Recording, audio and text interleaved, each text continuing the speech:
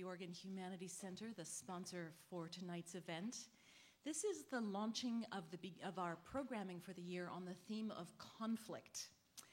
And we understood conflict from the beginning as both a noun and as a verb, to conflict. And as we started planning our programming, it was very interesting that, needless to say, not surprisingly, the wars, and Veterans Affairs once again rose to the forefront of our desire to present events that would engage with the community in a real and meaningful way. Some of you may remember that a couple of years ago we brought Dr. Edward Tick, who spoke about PTSD as a post-traumatic social disorder, and worked very effectively in this very room, I think, on the topic of the challenges that vets bring back with them. So in a sense, I like to think about this and our event with Stacey Bannerman tonight as a continuation of the beginning of the discussion that we started with Dr. Tick. And I'd like to alert you to at least one other of our events this fall that follows very directly on this same topic. On November the 4th here on campus, and then November 5th and 6th at the Bijou Cinema, we're hosting the world premiere of a documentary called In the Telling. It is a documentary about a theater production that puts vets on stage and allows them to re-engage with their communities when they return from active service. So it's a movie about a theater production in which vets take an active voice. And the Humanities Center is a major producer of that film, and we're really honored that we're going to be doing the world premiere here on the campus on the night of Friday, November the 4th, and then free showings on Saturday the 5th at the Bijou in the evening and Sunday the 6th in the afternoon. We have a really beautiful poster for that event on our display just outside the doors if you'd like to have a look at that. And I hope you'll join us for one of those 3 screenings.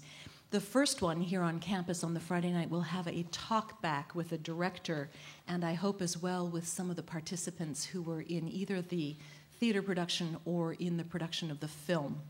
That's only one of the many things we're sponsoring this year, however, so please do keep up with our website and our newsletter. We're always happy to put you on the list for the electronic newsletter or the hard copy if you prefer. It's going to be a year of difficult but very important conversations, I think. So I'm very glad to see you all here. This evening, I'm honored to introduce Stacey Bannerman, who is our 2011-12 Tzedek Lecturer in the Humanities.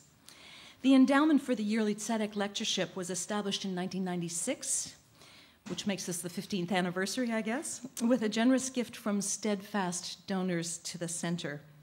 The title is a reference to the Hebrew word for righteousness or justice, and the lectureship is intended to bring someone who is both a thinker and a practitioner, a researcher and a doer, someone who makes personal ethical responsibility to others the focus of his or her work. Once you've heard a little background on our speaker tonight, you'll see why she fits the bill for someone who makes the well-being of others the focus of her work. Ms. Bannerman is known, among other things, for her book from 2006 titled When the War Came Home, the inside story of reservists and the families they leave behind, an intensely personal and powerful recounting of reservists called up for active duty and the challenges they and their families face. Bannerman engages the topic of returning veterans in many ways other than that book, however. She's the founding executive director of Sanctuary One. She is the executive director, or was the executive director, of the Martin Luther King Jr. Outreach Center, and the programming and marketing director at Genesis 2 for Women, an alternative to sentencing agency. She was a charter board member of Military Families Speak Out, the first and largest organization of military families to, and I quote from her website, protest a war that their loved ones are fighting, unquote. She acts locally and nationally, having spoken to legislators in several states, as well as testifying repeatedly before Congress as an advocate for better support and services for military families in all phases of combat deployment, including upon their return. Ms. Bannerman's efforts have met with success. She was influential in the introduction of the Federal Military Family Leave Act of 2009 and in the passage of Oregon House Bill 2744, which requires employers that employ 25 or more people in Oregon to provide leave to certain employees who are spouses of members of military forces on active duty during periods of military conflict.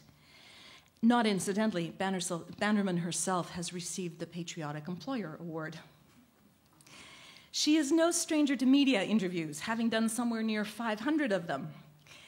Incidentally, she did number 501 with me this afternoon for our TV show UO Today, which will soon be available online on the UO channel, so you can either watch it when it broadcasts in a few weeks or you can get it online from our site or the University of Oregon site. Just look up UO channel and search for Bannerman. She has held adjunct faculty positions at a number of colleges and universities. She's the author of many, many articles and is working on a new book. And the new book is in fact about a theater project named Homefront 911 that gives voice to the families of returning vets, a production which was well received recently in Portland. She travels a lot in pursuit of her cause, for which, as I discovered today, she's an exceptionally eloquent and compelling spokesperson. I think we're in for an important, dramatic, and rousing talk tonight. After the lecture, Ms. Bannerman is prepared to take questions from the audience. If you'd like to ask a question, please come down to one of the 2 mics in the aisles, or if you have mobility issues or would prefer not to step down, we can bring you a cordless mic. The reason we're asking you to use a mic at all is because we are recording the event, and we'd like to make sure that we capture your questions as well as the answers. If you like this event and want to attend more like it, as I mentioned, I invite you to add your name to the mailing list of the Oregon Humanities Center, either in digital or in paper form. We will have a place for you to sign up between the 2 doors out in the lobby on the way out, if you like. Our calendar of events on the website is kept complete and accurate, and you'll find details there. We also gratefully accept gifts at any time to support public outreach events like this one, or our fellowship programs for UO graduate students and faculty. Finally, before handing over to our guest, I would be remiss if I didn't deliver a few more thank yous, especially now at the very beginning of the year's programming. My job as director of the Oregon Humanities Center is to put a public face on it and on our events. But before the events take place, there's a great deal of hard work that gets done by other people.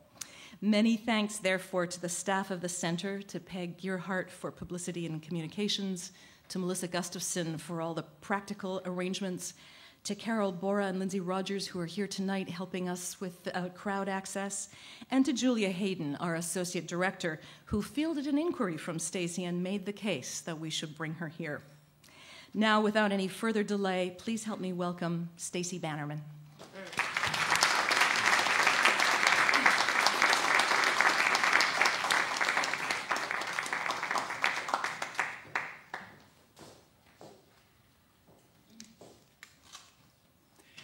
Good evening. Thank you for coming out tonight. A 7-year-old attempted suicide while his father was serving yet another tour in Iraq. His mother was one of more than a dozen military spouses that I have spoken with who have a child that attempted suicide during their father's deployment. When I was 7, it was 1972, and there were 69,000 U.S. troops in Vietnam. Men were still being drafted and deployed, but not my dad. So I was spared the circumstances that led a 7-year-old to try to kill himself. I have not, however, been spared the circumstances that have led an increasing number of Army wives to try to end their lives.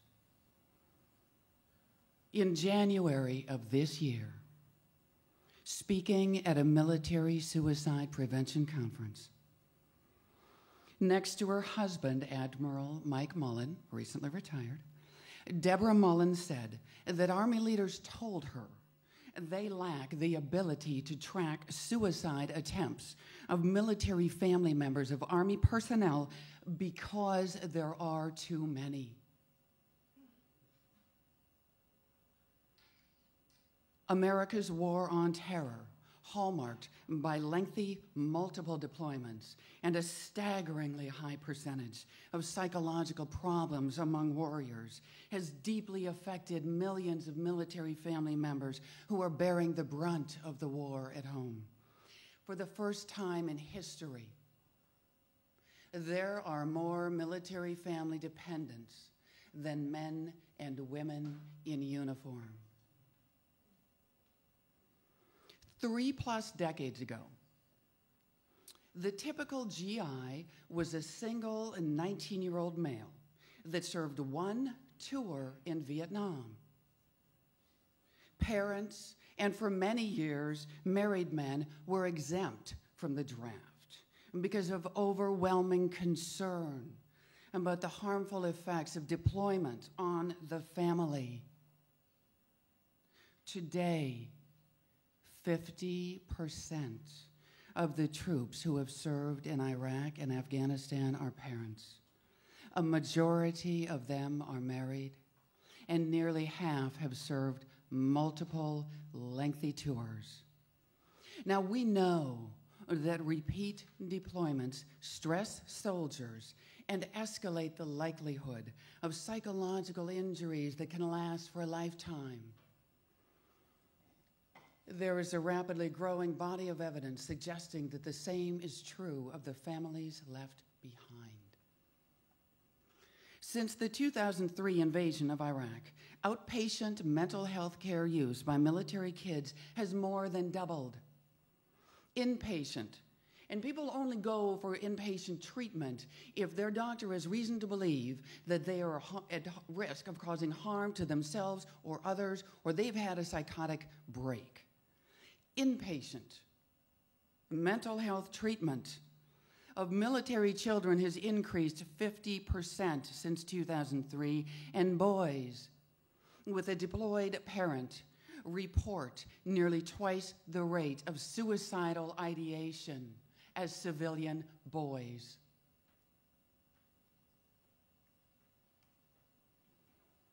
Investigations into the effects of deployment on military family members began in earnest several years after the wars were launched. By then, it had become increasingly clear that the mission in Iraq had not been accomplished, and there was no end in sight in Afghanistan.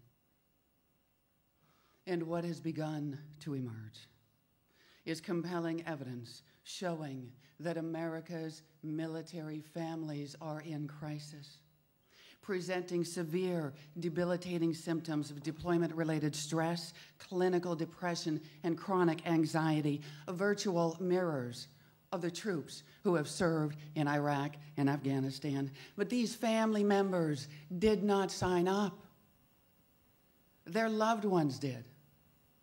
But they are bearing the burden of war just the same, and seem to be sustaining psychological injuries at nearly the same rates as the troops.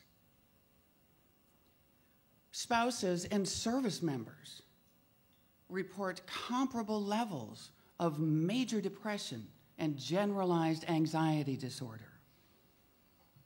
Research published in 2010 in the New England Journal of Medicine revealed a clear link between incidents of Army wives attempting suicide and the deployment tempo of their husbands.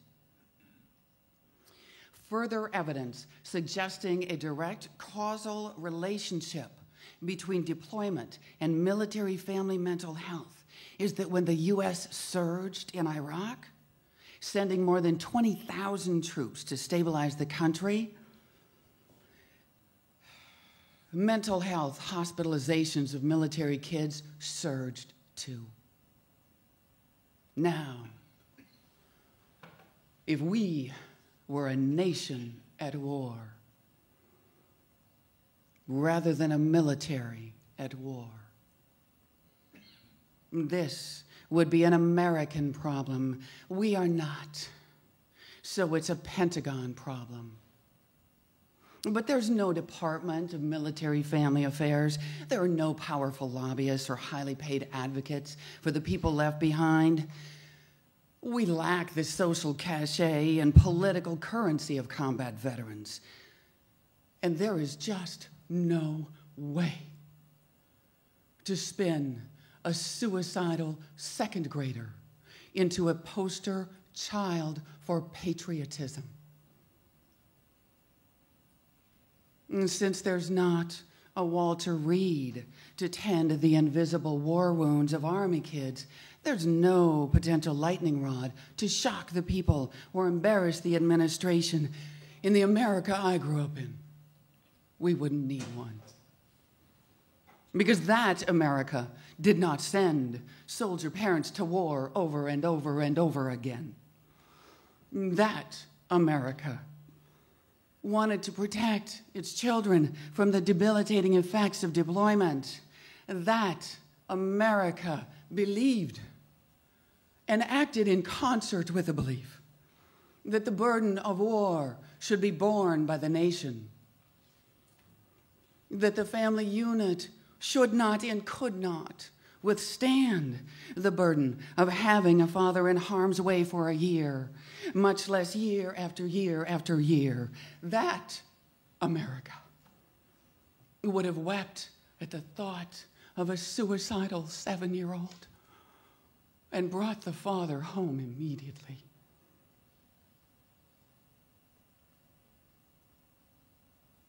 When America got the war it wanted in 2001, and again in 2003, I presumed the nation would go along. After the September 11th attacks, the country was about as united as 50 states can ever get. Galvanized by the first strike on American soil since Pearl Harbor, people came together. We rallied around then President Bush as he vowed to take the fight to the enemy. And just over 10 years ago, U.S. Special Forces went into Afghanistan, and Operation Enduring Freedom started with the support of roughly 90% of Americans.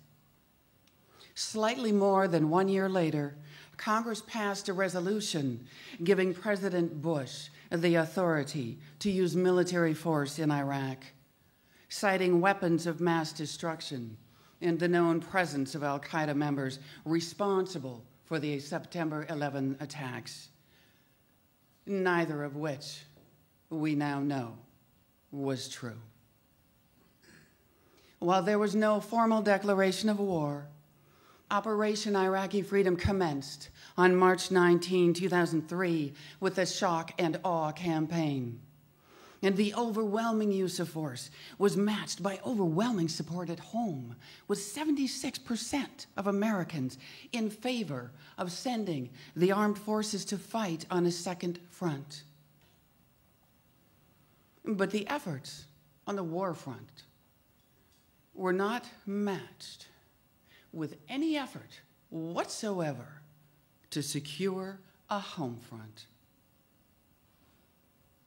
And for the first time in modern history, the U.S. declared war without mobilizing the nation by way of a war tax, a draft, war bonds, rationing, and other means, including government-subsidized ads and radio programs, scrap drives to collect paper and rubber for recycling, and the War Advertising Council's Women in War Jobs campaign, which had introduced America to the fictional character Rosie the Riveter. See, in previous wars, those state-sanctioned programs and policies and calls for action spread the sacrifice amongst civilians. They compelled America to keep the implied promise that the burden of war would be borne by all of the country's citizens.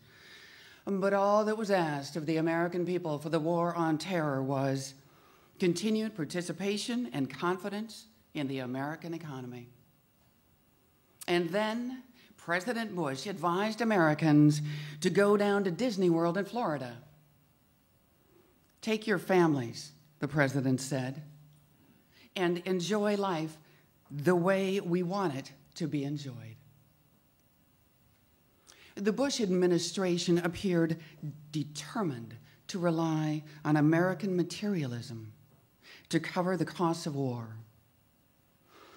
and proceeded to fully excuse the country from the obligations of wartime fiscal citizenship. And rather than implement a surtax tied to the war, Congress instead approved a $1.35 trillion tax cut in 2001, with especially generous reductions for the wealthy. And then in 2002, as the war in Afghanistan was entering its second year, and Vice President Dick Cheney was banging the drum for war in Iraq, the Bush administration's budget director justified the tax cuts by saying, Americans are being taxed at the highest peacetime rates in history. While waging war in Iraq and Afghanistan, the Bush administration raised the debt ceiling 7 times. And this abandonment of wartime fiscal responsibility was painted as patriotic by our political leaders. Nothing is more important in the face of war than cutting taxes, said then House Majority Leader Tom DeLay.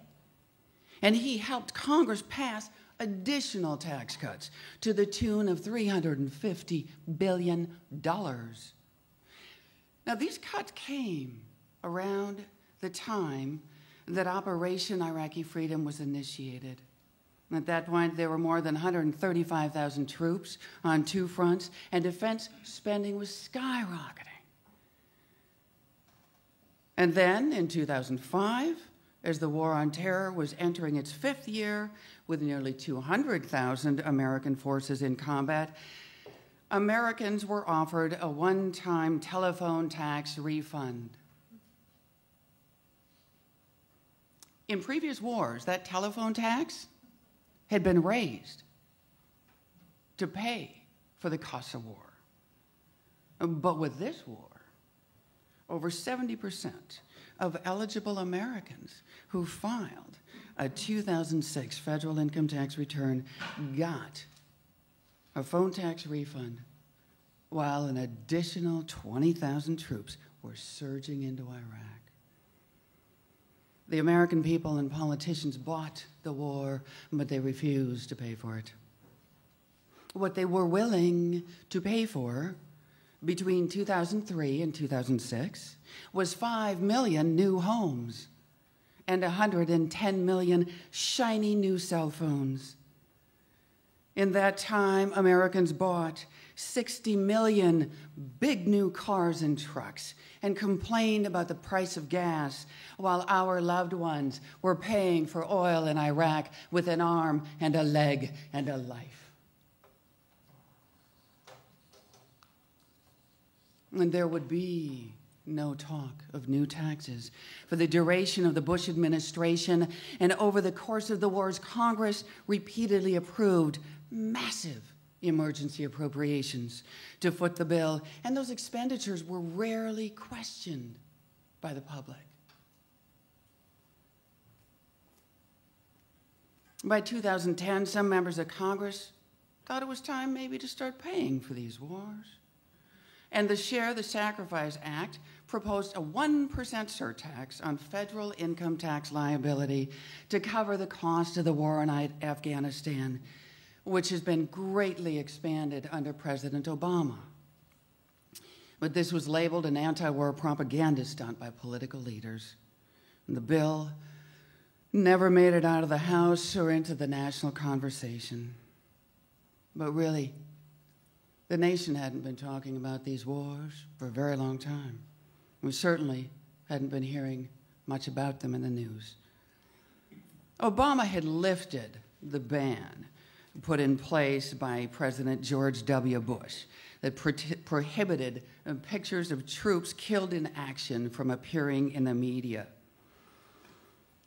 I don't know if you recall the photo of 20 flag-draped coffins being loaded into an aircraft carrier. When that was published on the front page of the Seattle Times in 2004, and that ban of the war dead was still in place, the photographer, Tammy Cecilio, who was working for a contractor over there in Iraq, was fired swiftly along with her husband. It had happened during Vietnam. That picture of war dead provided a spark for the anti-war movement.